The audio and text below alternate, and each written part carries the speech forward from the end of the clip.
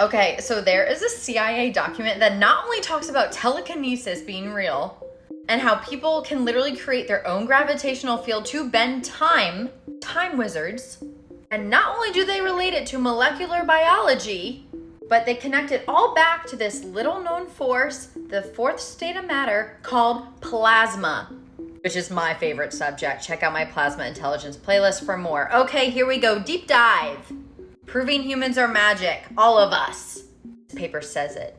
Okay, I'll link this paper. So they studied telepathy, the apport technique, which I'll definitely make a video about, and psychokinesis, which is also called telekinesis. What is that? Psychokinesis is called telekinesis, which is the ability to influence animate or inanimate objects at a distance without physical contact by means of uncontrolled or controlled biological energy fields. Basically, it means humans can float stuff and move stuff.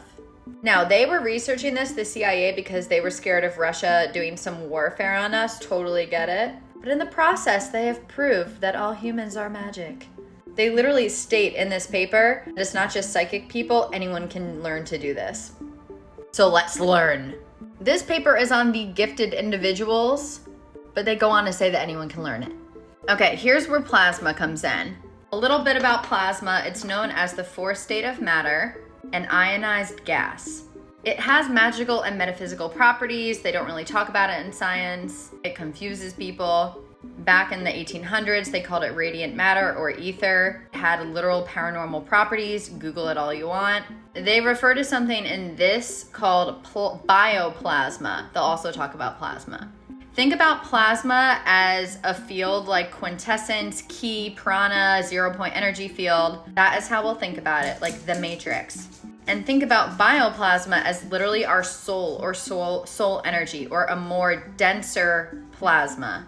So there's like a gas, and picture this almost like a liquid, like Bose-Einstein condensate, like programmable water vibes, like a mist. So their first study, let me make myself smaller. This is not about me. So it says that they developed theories, we're on the fourth line, based on the existence of a new form of energy, a form of biological energy referred to as bioplasma.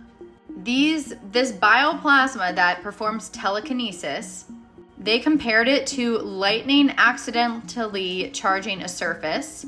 How does it accidentally charge a surface? We'll come back to that.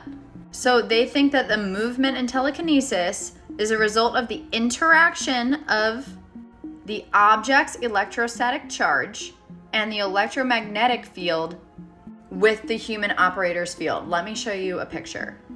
So an electrostatic field around this apple, electrostatic field is an electrical charge. It does not move.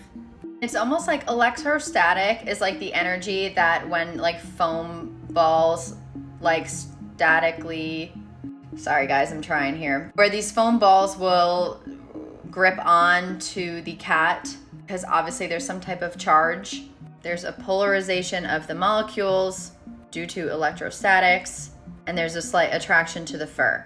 So almost think about that electrostatic energy having to do with the person being able to float this object. The same type of subtle energy, but it's not just that. So there's also an electromagnetic field around the human that also has within it electrostatic energy. And the interaction of the electrostatic in the apple with the human's electromagnetic overall field, the interaction of that is what they're calling bioplasma.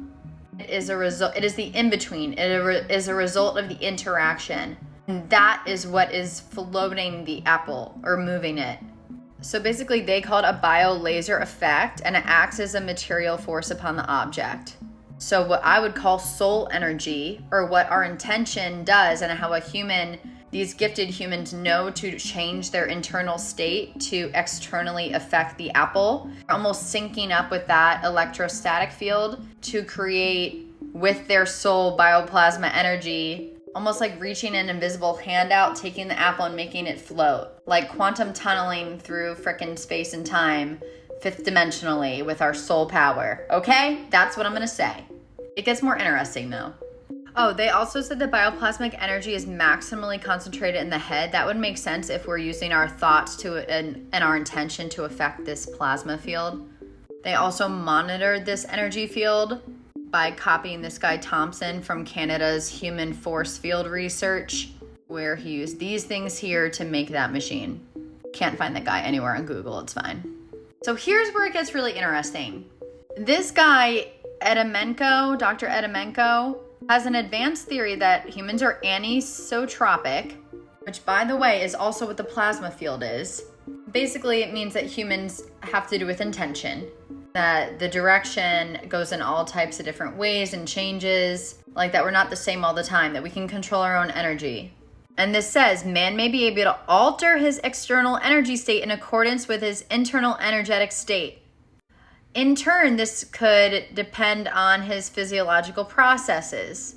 This has to do with spontaneous tissue polarization. Such fields may interact with externally imposed or induced charges. So basically, humans with intention can change their inner and outer energy fields to perform telekinesis because we're anisotropic. So are crystals, so is plasma. He also states that living tissue may possess new properties in terms of thermodynamics when compared with inorganic matter. Living molecules differ, and that there might be a difference between living and technical force fields. And this once again proves consciously our intention can indeed affect matter.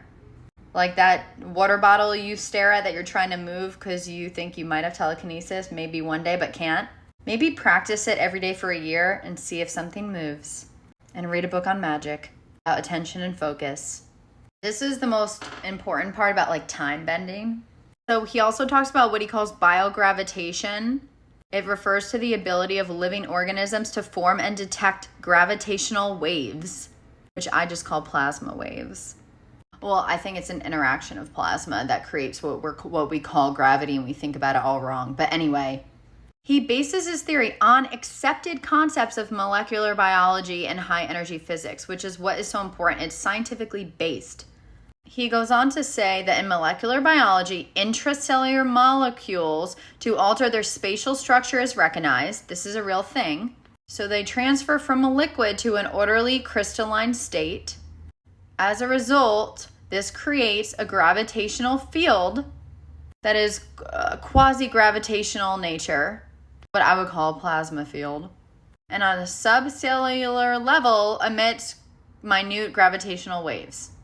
He felt that psychic subjects in some matter have the ability to synchronize their subcellular molecules and the changes to generate gravitational fields with sufficient strength to alter electromagnetic or natural gravitational forces to act on the target, the apple. They also think that changes in the space-time continuum may be the basis for observed telekinesis. Time may be accelerated or decelerated by the psychic subject. Doctor Strange is real. But literally, this goes back to if you're in flow state or you're writing and time goes by faster or sometimes it goes by slower and you feel like you got so much done in that couple hours. I literally think that's your attention and focus literally bending time. Laugh all you want. We've experienced it, right? What I love is he literally compares this magical plasma process of time bending to what realistically happens in molecular biology. I have to buzz past this part because I have a really important point, but this woman could stop a frog's heartbeat with telekinesis, which obviously concerned them. This guy floated stuff in the air. Look at it yourself. If you want a screenshot that's stopping the frog heartbeat. Okay, here's where they talk about that nearly anyone can do this, telekinesis, if they learn how. And this is a contraption I think you could build to practice your own telekinesis. Okay, the plasma field. He compares it to magnetism, but with finer structures and an unstable fluid field. He even says it might be formed by very easily movable plasma particles. That under the influence of external factors, human intention, are never in a completely chaotic state, but rather very unsteady. He says a fixed gaze is the best way to use your intention on this.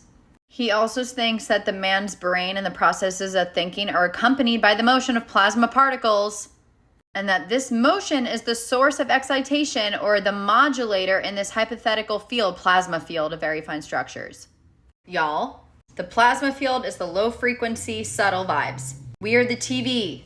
We are the high frequency carrier signal modulator.